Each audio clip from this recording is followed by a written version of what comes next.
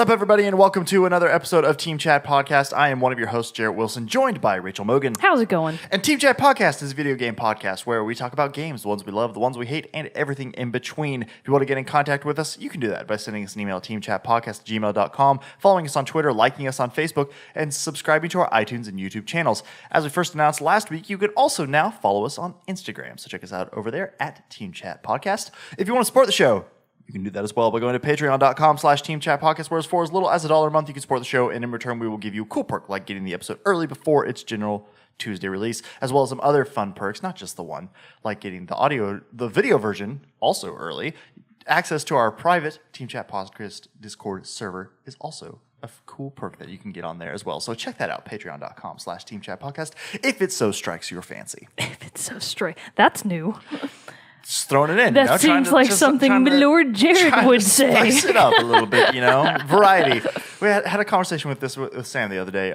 We were coming home, and I can't remember what prompted it, but I threw out the old adage of variety is the spice of life, and it holds true in this instance as well. Indeed, and the same can be said of video games at large, because the more games you play, the more you realize a lot of them are really similar. Yeah, it's true. So you got to branch out there, find those new ones. That's right. And we're kind of taking a little branch out here with our topic. As far as one, it's one that we'll dump into that in a second. We're gonna go over some news and all that first, but still, I feel like this is a topic that's a little new.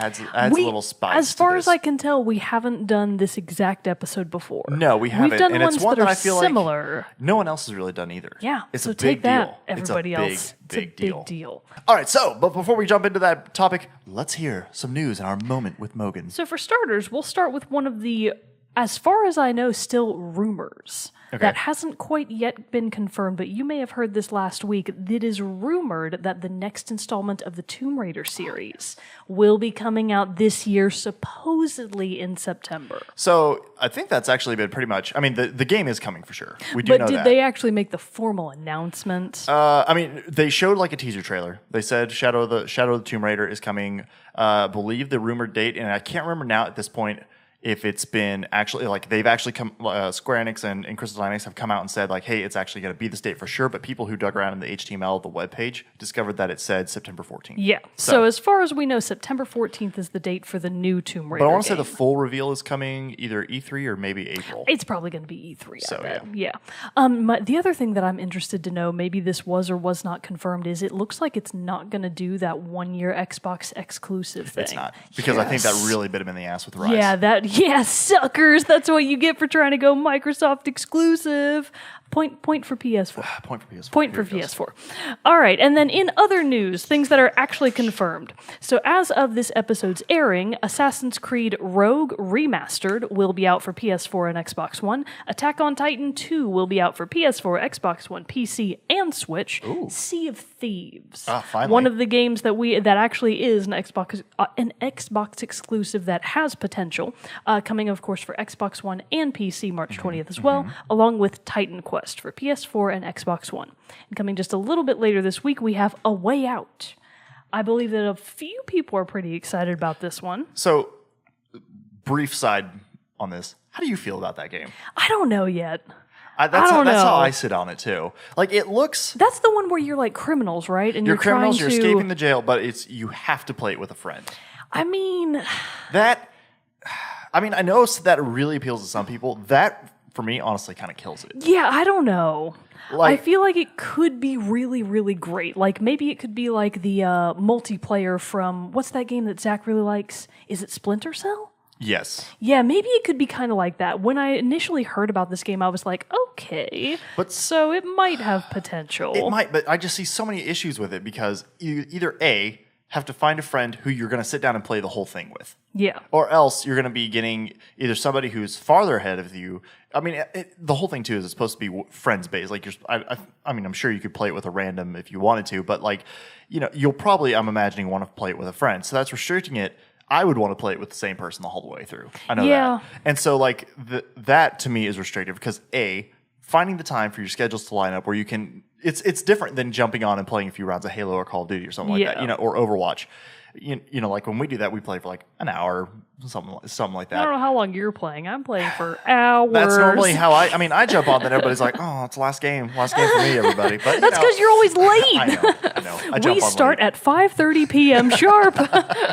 But no. So then with this one though, so you're tied to that, and then you have to play the whole game co-op, which to me that is it's a turnoff for me. Because I like enjoying my stories by myself. You know what I'm saying? I will say that I do appreciate, though, that they took that risk. I do, too. The fact that they did it at all, that they chose to make a game that was intentionally co-op only, kudos to them for trying. That is a big move. I mean, there are plenty of games that are multiplayer online strictly. I mean, Overwatch is a great example. Yep. So I feel like, who knows, maybe this has awesome potential to be one of those games where you can play it co-op with randos and get a ton out of the experience. That's true, because it could be somebody's second, third playthrough by the time you play with them or something like that. But I don't know. It's the thing. It's like with Far Cry. The Far Cry games have had the option to play the missions, the base game co-op, and that's going to be the case with Far Cry 5 too.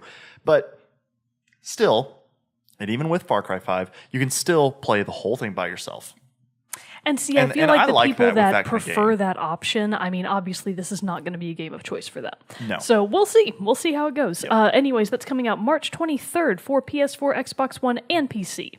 Detective Pikachu, the really confusing game that we talked about in our Nintendo Direct follow-up, is launching for the 3DS on March 23rd as well, along with Ni no Kuni 2, Revenant Kingdom. The Ni no Kuni series is really popular amongst JRPG and Miyazaki fans, if you're familiar with the Miyazaki movies. And that's coming for PS4 and PC. And then Pure Farming 2018. Woo! Everybody's most anticipated game. Talk about that variety of 2018. Right there. PS4 and Xbox One and PC March 23rd as well. There we go. I appreciate the name says it all. Yep. Good for them. Pure Farming 2018. No, nothing else. No just ifs, ands, or buts farming. or farm. How about it? Just pure farming. Get ready, y'all. Strap in. Oh, man. So that's all right. Well, some big stuff finally. Big stuff. We're kind of getting out of that. I feel like there was a slight lull, like our beginning of the year, like, stuff like that. So now we're starting to pick up because, it's getting close to being about within a month of the release of God of War. A couple other big things. So. And the Nintendo Labo is coming soon, true. too. Same day, actually. You can play God of War 1. Yeah, you can play God of War. I'll be making a robot out of cardboard, sucker. But yeah, so that should be... Who's the real chump here, Jared? I don't know. Probably me. But like God of War is getting so good. I'm so excited for it. But also, quick production note here, everybody. If it looks smoky in here, I tried burning incense before, for those of you watching the video, just to kind of like make it, have a nice setting for us. Atmospheric, I guess. A little calming with a good scent, And I walk in here like right before it's about to go, and that fucker was going crazy. And this whole room was like has a smoky mist to it, and as I look at like the lights and everything, it still looks kind of foggy in here. Maybe it'll just make us look like really mattified, though. Yeah, maybe this will be good for us. Maybe this will be good, and I just got to do like. So, guys, if we're looking better than usual, it's the incense. It's the incense. Tell us, one, so we can have that fun little ego boost. Two, you really don't want to provoke those responses of, no, you guys look as terrible as you always do. But then at least we're keeping the bar. That's right. Nice and solid. Nice and level. All right. Well, the topic of today's show, like I said, a little different for us. I mean, it's another list episode, but we wanted to talk about. Milgan had the idea for this one that we wanted to talk about the little critters or creatures in games that you just kind of come across, or they don't necessarily have to be enemies. A couple of mine, well, one of mine are. Well, actually, a couple of mine can be enemies, but they're also just out there in the world and all that stuff. And so, it's not. But yeah, nothing else really to it. I mean, kind of explain a little bit more why you want to do this. So that's exactly what I wanted to talk about, is that, every game has enemies almost always, unless you're playing like a puzzler that doesn't have anything that you fight. But even then, every good game, I feel, has one of the key components of its world building being just creatures that are out and about in the world. They might be enemies. They might be, in some cases, NPCs. They might be things that you can interact with on a high level. They might be things that you interact with rarely, if at all. Or just crafting fodder. Or just or just crafting fodder. That's also something that could be said.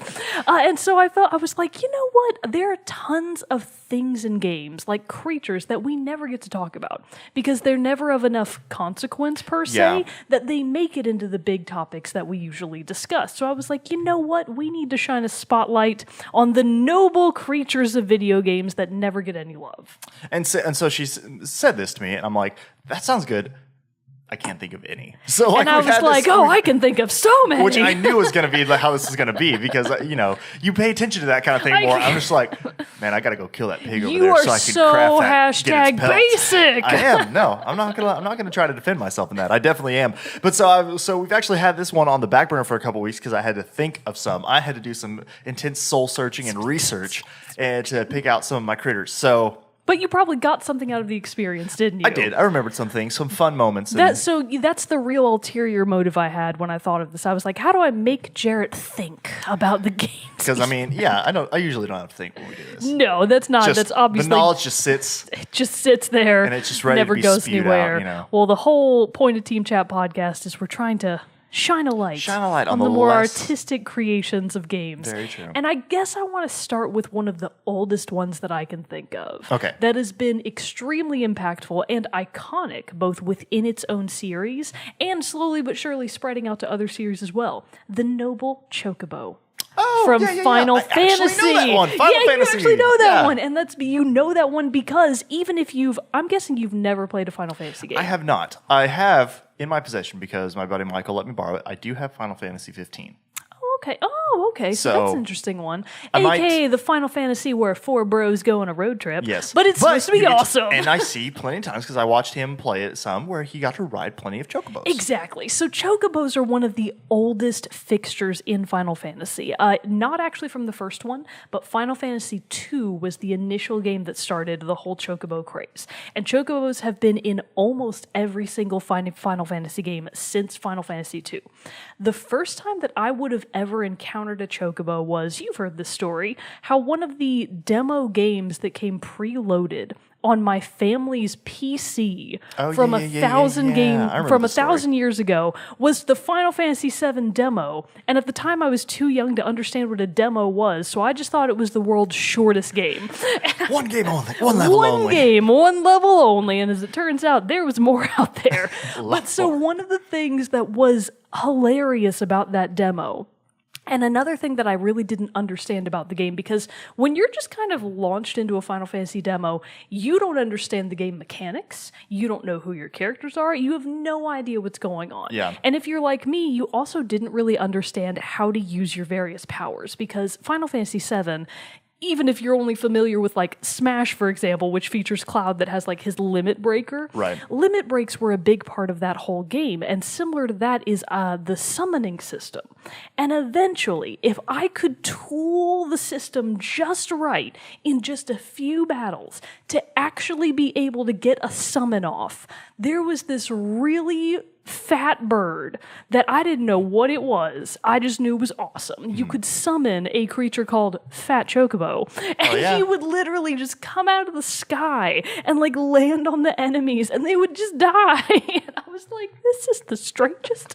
I don't know what's happening here, that's but awesome. I love it because it wasn't like Ifrit or Shiva. It wasn't Right. one of like the cool big bads. It was just a big fat derpy chocobo just lands that and would fall out of the squishes on sky and squish your enemies. And I was like, okay, man. I guess. So building off of that, eventually, I think probably the first Final Fantasy game that I really bothered to try to play seriously and understand was actually Final Fantasy VIII. Okay. So very shortly after 7 came out, we actually never bought it when it was new as far as the PlayStation 1 was concerned, but I believe we did buy Final Fantasy VIII. And in playing that game, it had a little bit more of like the updated, more realistic graphical style than Final Fantasy VII did, which featured on the overworld, you know, small, kind of almost sprite-like 3D characters, very polygonal, like smushed down in a lot of cases. Whereas Final Fantasy VII had much more humanoid-looking people just running out and about in the world, and it was like, wow, this is such revolutionary graphics. new. If you went back and played it now, you'd be like, this game freaking sucked. But at the time, it was revolutionary, and that also extended to the chocobos. And I was like, like, this is great. I finally understand. I get that these awesome large ostrich birds are meant to be my forever friends. And your friends they are. So the noble chocobo, nowadays, they can be in like almost any game for whatever reason. But typically you are racing them in order to get things, which is awesome. May or may not be animal abuse, remains to be seen. They can also just be ridden out and about in the overworld, usually with the added benefit of they either greatly reduce or in some games completely stop random battles. So you know how in most JRPGs, if you're just walking out and about in the overworld, a random battle can happen at any time. Right. And sometimes you just really don't want that to happen. So if you manage to catch a chocobo and like actually ride it around the map, A, you're going to go so much faster. B, no random encounters. Oh, that's it's nice. like, this is so nice. Now, if you're not actually able to tame that chocobo at the time, though, then when you dismount it, it'll just run away. And you're like, no, my friend. But if you're able to get a chocobo that you can either tame or train or feed greens, which is their favorite chocobo food, they will be your friend and they will be with you forever and ever. Nice. And a very popular chocobo, Boko the chocobo, has made it into the running. Do they all have like a slightly They all have rhyming really name to chocobo? stupid names, yes. Boko the chocobo. Boko the chocobo has been one of the fan favorites to eventually make it into Final Fantasy-esque fighter Dissidia. Okay. People were like, let Boko fight! Which would be awesome. Or a lot of people want chocobos to eventually make it into Smash. Oh. And I don't think it's going to happen. But maybe if they allowed in another, like if Cloud came back, or even I've some people are hoping that Noctis from Final Fantasy 15 would even make it into the new Smash game. But like maybe it's like a super, like a Chocobo Stampede or something. Yeah, maybe it is. If he's even going to be in the game. I feel like that would be so funny. Like to just put a Chocobo randomly into Final Fantasy as its own creature, like as its own super fighting creature. Because like Yoshi's in there. That's true. He's basically a horse dinosaur. Put the Chocobo in. Let Boko fight. So that's the Chocobo for you in a nutshell. So this is great because that actually kind of can transition then from the Chocobo to one of the creatures I wanted to talk about. Because in a random bit of thing, I don't understand the reasoning behind it, but it happened. There was a limited time event in Assassin's Creed Origins where you could buy a Chocobo as your mount. Oh my God, that's fantastic. And I, for some reason, missed that event and was not able to buy the Chocobo. Oh, I know. I really kind of, even though I never played it, I was like, and normally sometimes those time events can be kind of weird. Like, you know how Monster Hunter, well, I say this can be kind of weird, but then there's also the times I hear about that are coming to my head. I'm like, oh no, that's actually kind of awesome. Like where you could be Aloy in Monster Hunter World or something like that, where it's like these time things, and then your Palico in Monster Hunter World could have the armor set that looked like a Watcher from Horizon Zero Dawn. That's pretty cool. Which, we talked about this when we were talking about this, speaking of Palicos, when we talked about doing this topic, we were like, I really wish both of us had played Monster Hunter World at this point so we could talk about Palicos. Full of creatures, yes, they're so cute. But why this transitions nicely is because, and I swear, I'm going to get off this game eventually. I'm literally about to finish beating it. I have like 3 levels left, I think. 3 main missions left, but I'm still hunting for that platinum trophy. Assassin's Creed Origins, Senu, your eagle. Ooh, good choice. Good choice. So Senu, you get him in like the second or third mission of the game because you've come back to your hometown of Siwa, and his caretaker, who's been like taking care of him in your absence, gives Senu back to you. And apologize, Senu is actually a girl. Use the correct. How dare you, sir? I realize. How dare you assume Senu's gender? I realize my error. Senu. But anyway, so Senu is basically, she's your eagle. And she will fly around, scout out locations for you, identify targets and all this. She's beautiful. Beautiful, indeed. And so you can go, and and it's this really fun thing how she'll come, if you stand still, she'll come and land on you. And then as soon as you walk off, she'll take off again and go hunt things. She'll actually even like hunt, if you're hunting for crafting materials and stuff like that. So if you're hunting like antelope or other wildlife that's around, and you like start targeting different ones, if you shoot at one, Senu will come down and attack another and kill it for you. That's awesome. It's great. She'll come and harass enemies who are trying to fight against you. Good job, provide Senu. Distractions. That would stress me out to the maximum, though, because with my Pikmin mindset, I would be like, Senu now! Senu can't die. I mean, not yet, at least. I don't know. God, please don't jinx it. I hope not. I did that with the horses in Breath of the Wild. I was so wrong. So Senu is, it's just you're another companion, but it's fun. It's a good twist on things because from the Assassin's Creed series, because in all the previous ones, you've always had something called Eagle Vision, which you could activate, which would allow you to see objectives, see enemies through like walls and stuff. Because the Assassin's Creed series has that touch of sci-fi in it, actually a very big touch. And so that was kind the of part like of the game thing. that everybody tries to skip. Yeah, exactly. And so because it's like I don't care about people in the present time. I just want to play in the historical setting. But anyway, so they did away with that since this is obviously a retooling of the Assassin's Creed series and it's also the origins. So obviously Senu is the origin for where the later assassins got their Eagle Vision. But no, just for being the companion and all they did a really good job in making Senu very versatile in being actually a good companion to you rather than just this cool ability you have to be able to scout out things. Like I said, fly above, can scan around. You can actually like take Senu and fly way off away from Bayek. See, I feel like I would spend so much time not playing the game and just flying around as Senu to be like free as a bird, just flying around, just seeing flying around, things. sightseeing. Which you can pretty much and that's how people when this game first came out, they were like, "This map is huge." That's how they would time it: is they would take Senu from one end to the other and fly. Oh, gotcha. Because when you activate Senu, you go and have like a third person view of Senu flying. So you're and kind of hovering. looking down at Senu, so you Right. see both the bird and everything below Right, her. right. Gotcha. And you can move around, like you have her fly down low, go up, to get around the different obstacles or see around different things. You can hover, so you'll stay still to be able to really like get a good lay of the land, see what's going on. Helps you plan attacks, for going into forts and different stuff like that. And then she helps you in hunting and then can help you identify resources out in the world. Like when you go and fly, you'll see like the icons throughout the world that are like, here's iron, here's all this stuff. Here's like a herd of antelope that have soft leather that you can harvest, and all this other stuff. And so it's just a great integration, obviously because of the change from how it was in the older games. The interaction that you actually have with Senu, it's not you just like hit a button and then Senu does its thing. You get to actually control Senu, and it's just the interaction between you and Bayek. It's great. That sounds excellent. It is excellent, and a lot of I fun love stuff. that kind of stuff in games. It's great. I meant to actually get it, and I'll try to find it and put it in for the picture of Senu that I included on the video version. But I messed around in the photo mode of Assassin's Creed Origins because let's talk about that. Photo mode is fantastic in that game because you can literally get anywhere. Like I was doing I did this one whole like session of photos where Bayek was climbing up a pyramid, and then I got to the very top where he's standing on it, called Senu, and then did the photo mode so that I was able to like get these like either like super close ups of Senu or like get these like really badass shots of Senu looking at Bayek on the thing. Nice. It's cool. You should put those on the Facebook page. I do. I need to. That's awesome. But so yeah, Senu from Assassin's Creed Origins. Excellent. My next one is taking quite a turn for the adorable.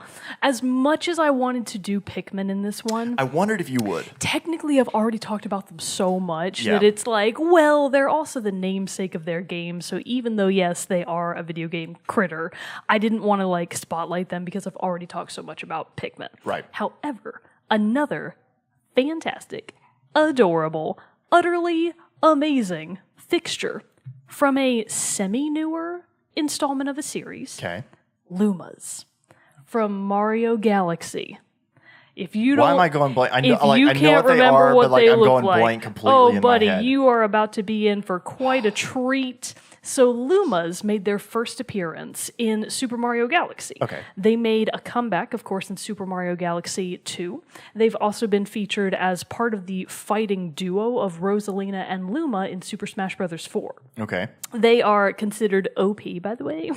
I actually don't know if people consider Rosalina and Luma OP, but that's what they look like. Okay, They're okay, so okay. I have seen those cute. before. Look at them. So for anybody that's having trouble visualizing a Luma or doesn't know what they are, imagine like a drop of water that also is a star.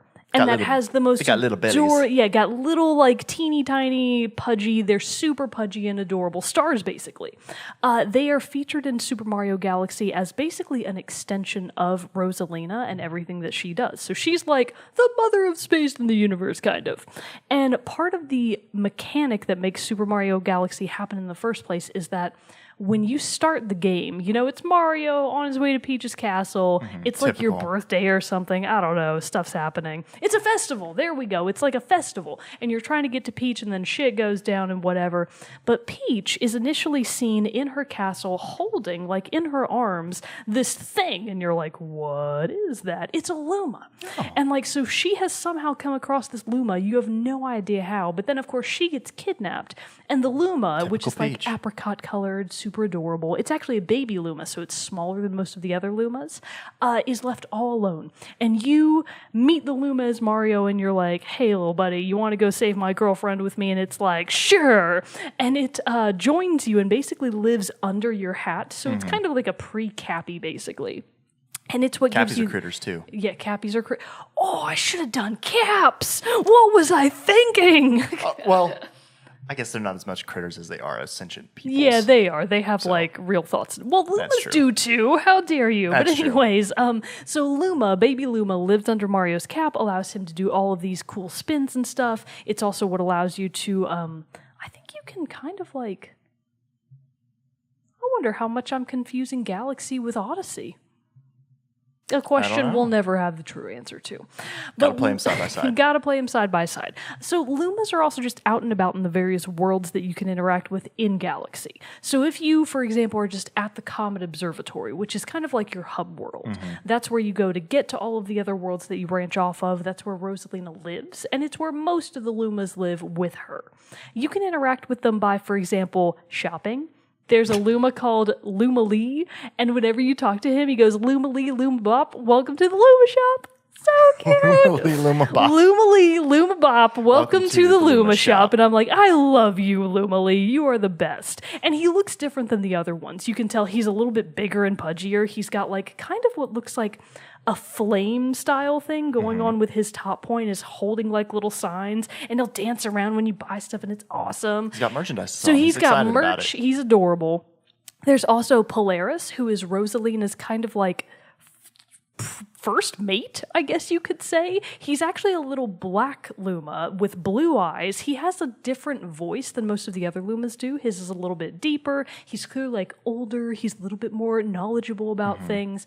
And there's also Comet Lumas, which are Comet Lumas, which are hysterical.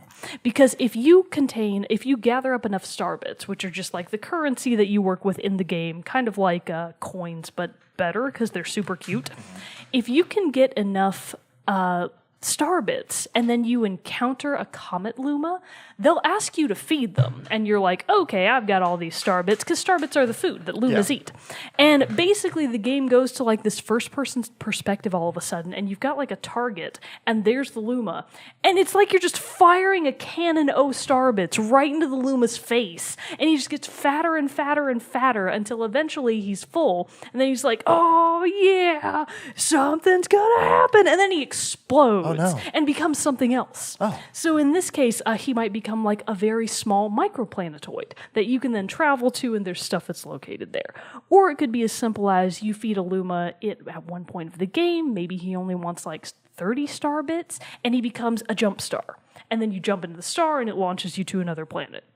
So Lumas can be almost anything space-related. Sometimes they even become items for you to use. But the point is, they're fantastic and adorable. And fun fact, I own a plushie Luma. Oh, well, there you go. True sign of fandom. That I bought many, many years ago. You want to know where I bought it from? Where'd you buy it from? DeviantArt. Wow. I found somebody on DeviantArt that was selling plush Lumas, and I was like, I want all of them. And I still have at least one. I don't know what happened to the other ones. Maybe I gave them away or something. I bought 3. I was about to say, you're just like, I bought 100. No, I bought a yellow one, I bought a blue one, and a pink one, I think. I have no idea what happened to the blue and pink ones. It's just a mystery. But the last one, Lemon, Lemon, and loved it. he may Kept have. it. That little son of a bitch. Anyways, so the last one, Lemon the Luma, he still lives in my room. I still own him. He's looking a little worse for wear because it's probably been over 15 years. Oh, wow. God, I've owned that thing for a long time. But that's how super hardcore I am about Lumas. They're the best. There you go. There you go. Heard it here first. Lumas. So I'm actually, as we're going over this, I'm kind of thinking I might knock out one of my bottom ones here. Have you thought of some new things in talking? You know, it's just, which I figured is what would happen with this topic, so I was a little hesitant to even bring a list. I figured I was just like, I'll let Mogan talk. That'll spur my memory, and then I'll just go. You know what I mean? But I'll think on it for a little bit more. But another one that I did definitely want to touch on was a creature that is very similar to one that we find in our own world, but is not. It is the Mabari hound from the Dragon Age series.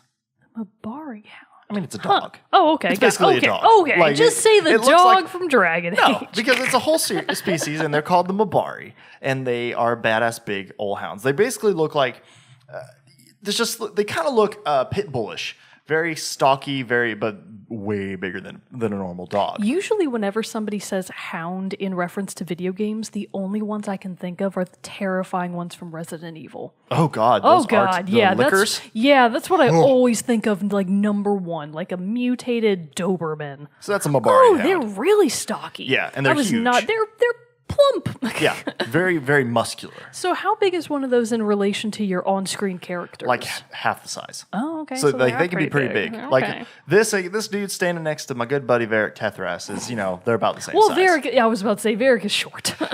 He's got that dwarfism. he is actually a dwarf. There we He's a go. dwarf. Yeah.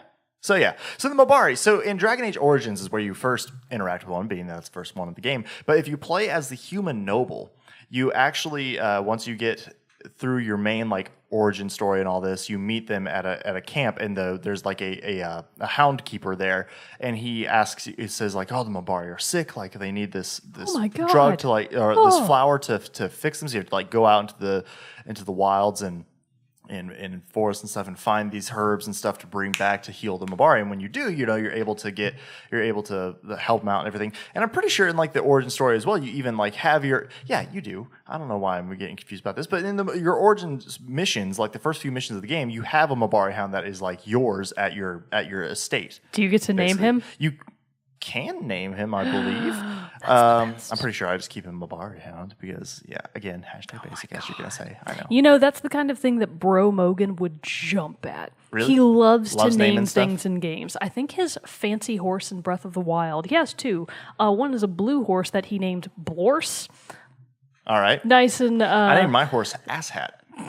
you Legend would. of Zelda. The other one he is named Squumbus. Squumbus. I don't know where he gets these ideas, but he would love to be able to name his own Mabari. So you get this, and it's obviously then that's what's cool about this is similar to Senu. You can play as a Mabari hound because you can add your hound to your party. Oh, okay. And so if you're your main character is either dead or doing some other thing in a battle, you can then assume control of your Mabari hound. And so, other than having the one that you own and that are able to have in your party, you also will interact with other Mabari, such as doing the thing where you are able to look for the herbs to heal them, and then also you will either run into feral packs of them that sometimes you have to fight. Oh God! Or there will be enemies that have trained Mabari as well. Oh, okay. And they are not easy. They don't look like they would be easy to fight. The Mabari, I did spend in one of my playthroughs of Dragon Age Origins, like I did spend a lot of time really upping like the strength of my Mabari hound, and he was a tough son of a bitch. Like he could really take it because he has this cool move where like he can. He can jump and like obviously knock over an opponent and then like just like nom and and maul him to death basically. Things you wish Fender could do. Oh man, now Fender would Fender would just be licking. He would just be. He's giving not, that love. He's no Hound of War. No, That's he's for definitely sure. not. And so they just can be very fierce, but also he's like your dog. So like you go to your camp where you can go around and just talk to all your party members. You can go up to him and it's like barks happily, and barks and then you happily. can be That's like, cute. Pet, and he goes this very stiff animation of. Like that's it on the head and all this. Old Dragon Age animations. But it's like, like friendship +5, and all this stuff, like all That's this, awesome. everything going together. But the Mabari, and so they can be very fierce attackers, very loyal friend, and the dog version of your best friend, in the world of That Thanos. sounds like Dragon Age's answer to Pokemon Ami. Like the enhanced version where you can go in and like super befriend your own Pokemon. Yeah. That sounds excellent. Yeah, so the Mabari, they provide some great times. Indeed. Very interesting. Now, See, I told you I don't have much on these that's critters. okay. You don't have to. Because I have plenty to talk about with my final installment. Oh. These creatures are from one of the greatest, worst games of all time. Okay. Sonic Adventure Battle 2. All right. I'm very curious. Yeah. So Sonic Adventure Battle 2 was an old game from, I played it on GameCube. I don't know if it was even for any other platforms. That's just information I do not have. We own Sonic Adventure Battle 2 for reasons I don't fully understand. I don't know how we got it. I don't know if we asked for it, but we had it. And it was amazing. I do love a good Sonic game. It's one of those games that has absolutely not held up to the test of time, but bummer. it had one amazing side mode that made the whole game worth it. It had this side mode called Chow World, and the creatures I'm going to be talking about are the chows in question. Oh, look at So them. if you don't know, you're going to use one of these for the title card. You have Okay, to, because okay. they're so fantastic.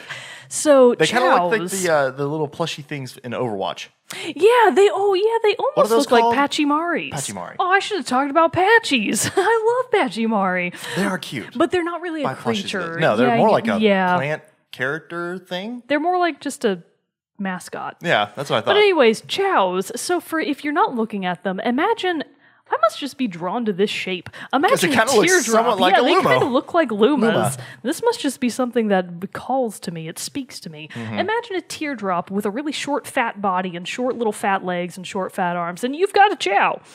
Chows. I don't know who thought of these. I don't know why they were in Sonic Adventure Battle 2, but they're awesome. So what Because do they do? in Sonic Adventure Battle 2, if you go into the side mode, which is called Chow World, it basically takes you to like this garden.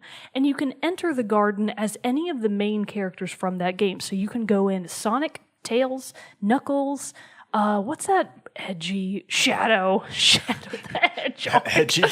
He's like such an edgelord. He's so lame. Shadow the Hedgehog, Rouge and or Rogue the Bat. I always said Rogue. Some people have informed me it is how's it spelled? Rouge. Rogue. That's Rogue. But that's also how you pronounce the word Rouge. Okay. Yeah, so I don't know. That's still something that I don't have GIF, the GIF. answers to. Yeah. Okay, one of those is It's GIF. wrong. One of those is objectively wrong. It's obviously GIF. It's GIF. Come on, let's not be heathens not be here. stupid. Let's not be stupid. Or who's like the other? I don't know. Anyways, the point is, Tomato. yeah, you can either go into the garden as the quote unquote good guys or the bad guys. Okay. And that actually does affect how you raise your chows. Because when you first go into this garden, there's nothing really there. It's just these little like speckled blue and yellow eggs. And you're like, okay, what do I do with these eggs? You can pick them up. And like if you're Sonic, for example, you can like kind of rock them, just kind of hang out with them. And then eventually, if you're nice enough to an egg, I suppose, like you're not throwing it across the map, Yeah. it will hatch. And when it hatches, it's a chow. And you're like, oh my God, this is the best thing I've have ever I seen in brought my to this life. world? Yeah, you're like, I feel this is what parenthood is like. I feel like this is really the pinnacle of gaming experience. Like, it's that impactful. And chows actually have like this whole side thing ascribed to them in the game. So you can basically level them up. And you can level them up very slowly. They're hard to level up. Like very slowly just by interacting with them in the garden. Again, you can pick them up, you can pet them, you can feed them fruit that's just kind of located in the garden, and those are all things that level them up. Alternatively, you can actually go back out into the levels of the game, and by replaying levels, you can get these things. They kind of look like tubes, like little weird colored test tubes, and you can bring them back to Chow World and like give them to your chows, and like they help level up their stats. Because they have stats like fly, swim, strength, speed, like very just basic Pokemon style stats almost.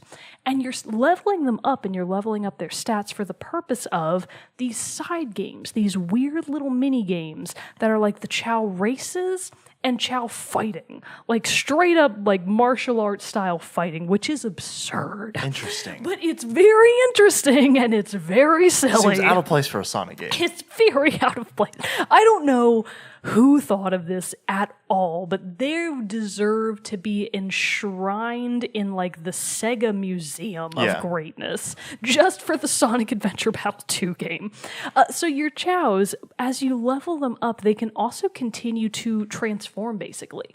And this is something that when I was playing the game at the time, I totally did not understand the why or how or what was happening. But you can level them up to be like evil or to be good. And if they become really good, you saw the one that I showed you, one of them had like a halo, right? So they can become like really good and wind up with halos, or if you level them up to be angelic. Yeah, or if you level them up to be evil, they come out like black and they've got like horns and they look super edgy and you're like, oh my God, what have I done? And some of them come out with like these really evil, creepy Joker style grins and you're like, oh God, stop it. It's really fantastic and just magical. And in the Japanese version, this is something that I don't think... I'm actually not sure if it made it to the American version. You might be able to hack it now where you can actually get it to do this particular thing. You could get chows that were basically little mini-me's of characters from the game. So you could get a little chow that looked like Tails, and it's adorable. Nice. You can get a little chow that looks like Amy the Hedgehog, and it's equally adorable. And I think there may have been one for Sonic too. I can't remember. It was it was Knuckles! It was Knuckles, Amy, and Tails. Those were the three like special chows that you could get if you had the Japanese version. People I think can hack the game now and get them through like Steam, for example, or emulators. I don't know. I'm not proficient at that kind of stuff. But the point is, if you're able to do that, for the love of God, please do. It's amazing. The chow racing is actually pretty fun. Like, depending on your stats, you can beat these other NPC chows. Chow fighting is bizarre. I never really understood how to win, but I'm pretty sure I always did. Yeah. I don't know what the actual point of chow fighting was, and I don't really understand what the point of the whole chow world was. It was just fun. Yeah. It was just fun and amazing, and I love the chows. They're really stupid. They're like next level stupid. No amount of leveling up is going to make them smart, but I love them, and they're the best because they're cute. There and you go. That's why they're great. The chows. The chows. So I got a couple ideas rolling around in my head for this last one. A couple different spots. You talking about or mentioning Pikmin actually got me thinking about. Did you ever play the old games? This isn't going to be my pick, but just like one that was like rolling around my head. The Lemmings games. Lemmings? No, you never played the Lemmings games? I don't even know what that is. So basically, the Lemmings games were these puzzle games where you would have this group of lemmings, and it kind of seemed to me like how when you talk about with Pikmin, where you get a whole bunch of them and then you never want them to die, kind of thing, and you've got to help them like escape from some situation or another. But like basically, if you go wrong, a whole lot of lemmings die. Oh God! So, they're like these little humanoid-esque things with like blue shirts and like green hair and all this stuff, and yeah, you got to look up the Lemmings. I'm gonna look this is up. An older game, like late '90s, I want to say, maybe even later than that, or earlier than that, I guess. But no. So I think the one that I'm gonna go with though. Oh God, they're scary. Yeah. Oh, they're creepy. But you just got to go through all these puzzles. But like if you mess it up or like build things wrong or do all these other things, like it will collapse on them and like they'll like fall off cliffs. Like other stuff like that. So funny. Yeah, it's a weird game from way back when. But so I think the one though that I'm going to go with, and I think you'll be able to help me out on this one, is because it's a creature that goes across many different games, has many different iterations, but ultimately is a steadfast companion to your travels. Or just Steadfast Companion. Fun little side game. It's very basic in terms of like what it is, but it's just horses, predominantly from Red Dead Redemption is what I'm thinking. Oh, okay, gotcha. But like you all, Breath of the Wild horses. I gotcha. Like that's what I mean. Gotcha. Like, you have a little crossover there. I was I haven't played Red Dead Redemption. The one that I was going with, that I was originally going to go with on this list, was the Naughties from Donkey Kong Country, which were the beavers. Because why are beavers bad guys? But they are. Knows? And that was basically all I was going to have to say about them. So I was like, we should move on to something else. But the horses, specifically in Red Dead Redemption, were great. In fact, many people think that how they handled horses and horseback riding, and horse training and capture in Red Dead Redemption is one of the best iterations of it in games. So, and the second best that I would say that I've probably come across is in Breath of the Wild. But still, I have a way harder time controlling Asshat than I did any of the horses that I did. Yeah, that's probably because you gave him a bad name and he's mad at you. He loves it. He does not he love told it. Me he hates it. Nah, he loves it. But anyway, so because in Red Dead Redemption, it's very similar to Breath of the Wild. You have to first catch the horse. You could later on in the game, or if you chose, you could buy a horse, but obviously horses are expensive, and you gotta control your budgets out in the old Wild West. And so But you could go out and catch one, but first you had to have your rope and you had to be able to lasso it. Oh, So wow. you You really had to lasso them? Dang. and then you had to wrestle it, then be able to get on it. And then of course it's bucking around doing all this crazy stuff and you've got to do a little, kind of like a quick time event? thank you. I was totally missed. I was like, quick button, Luckily, isn't it? luckily you made the motion. I was like, I know what that means. Quick time event. Thank you. Of trying to settle the horse down and ride it, and then when it finally calms down, you're able to then actually have it, and then it'll be response to you where you call it, it'll come to you. Same as with Breath of the Wild and different stuff like that. And I think this is also the case in Breath of the Wild. The more you would ride your horse, the more it would become. Its stats would improve, or was with Breath of the Wild. I know because I have my first horse that I caught in Breath of the Wild is a 2-star or 2 rating thing, and a later one I got is a 4. Now, I haven't played enough to know, does it stay that way, or can you the more you ride it increase its stats? No. So the way that it works is the horse that you catch, the stats that it has at the time, as far as stars go, they're going to stay that way. Okay, so it stays that way. The only thing that you can level up is your relationship with the horse. Okay. So basically, the more you ride the horse, the more amenable it will be to your commands. Okay. So So for that's example, if basically you the tell same. it to go left or right, it's going to actually do that instead of being no, bitch, I'm going this way. I know, because that's the thing. I've tried to traverse the countryside many a time in Breath of the Wild and try to go a little faster, take a turn, and it's slow reaction time. Just takes Some of a them while. are very slow. Yeah, and but anyway, so that's very similar to how it is in Red Dead Redemption. The more you ride the horse, the better it becomes. In fact, in the terms of how long it can sprint, and for how longer distances, how easily it goes to your commands and different stuff like that. And all that. But the thing is about this, and the added hook about it is, so they also have very great. And the other thing that Red Dead Redemption was praised for was the animations of the horse and everything. So okay. very, very realistic and everything like that. So I'm very excited to see how that holds up in Red Dead Redemption 2 coming out later this year. Hopefully, fingers crossed. Alternatively, everybody's favorite meme from many years ago, good old Skyrim horse. There you go. I Or love... a more recent one. Oh, sorry. Go ahead. No. I just love seeing the videos of Skyrim horse just ascending into the sky, and you're like, why? Or Skyrim horse walking at a vertical angle up that cliff face, or Skyrim horse just floating over nothingness Yep. with this much of its back hoof still on the cliff, and you're like, oh, Skyrim horse, How do you I maintain love such you. balance? It's wonderful. Very similar. Witcher 3, Geralt's horse Roach has very similar. You can What a terrible horse name. Nah, Roach is cool. Oh. But you can look up videos of Roach glitches, and they're hilarious for the exact same reasons. But the thing about Red Dead that made it, because obviously then you have to bring it back down where it's not like with. Well, I guess you can kill the horse in Breath of the Wild. You said Technically, you can yes. Kill the horses in Red Dead also. No. And I can't count. And usually every time it happened, it was an accident. Swear to God. Because I am not one to just go out and shoot a horse for no reason. But oh my God, it was the most annoying thing ever. You are riding, being chased by bad guys, going as fast as you can, trying to do your damned hardest to shoot straight and get out of this pickle. And you're shooting at a guy over here, and then you turn to go shoot at a guy over here on your left. And as you go across and you go through here like this and you get a little trigger happy and you pull the trigger a little too fast and you shoot your horse in the back of the head and kill it. Oh, God. And it's terrible. And It's you're like, terrible. My pony. So in Red Dead, I'm guessing you probably can't bring him back. No, that horse is dead. Oh, that's unfortunate. So you either then at that point have to go catch a horse again, start that whole thing over, or you could go again buy a horse that has slightly better stats and is better trained at the offset. But still, then that's going to put you out $2,000-$3,000, and that's a lot of money in Red Oh, Dead man. World. That's really so funny. oh God, it'd be the most annoying thing ever. Same thing. You go look up several videos online of people freaking out because they accidentally be things like you're walking around on the prairie and you called your horse over and you're trying to shoot a bird for one of the hunting challenges or something like that, and you're taking your time, and right as you pull the trigger, the horse steps in frame and gets blown. And you're Oh my God. What the hell, horse? It just didn't want to be with you anymore. guess and it not. figured that death was the only way out. Yeah. So the horses of Red Dead Redemption, trusted companion, not so good in a gunfight. Yeah, maybe not. No. All right, I like it. Yeah. So there we go. First round of video game critters. Obviously, we love to hear what some of your picks for this topic would be. So send those our way by either commenting on the YouTube video below, sending us a message or a post on Facebook, Twitter, however, or an email.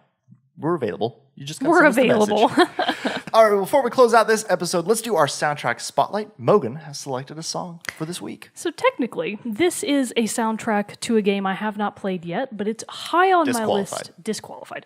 So, but it's high on my list. Well, none of us have played the Janitor game, and we all loved that one. God, that was a good soundtrack. That was a great suggestion. Dust Force.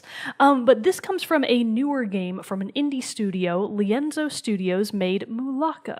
So this is that low poly style indie game featuring the Tarahumara culture, which is an indigenous culture to Mexico. Cool. So it's definitely more off the beaten path of what a lot of Western gamers are going to be exposed to.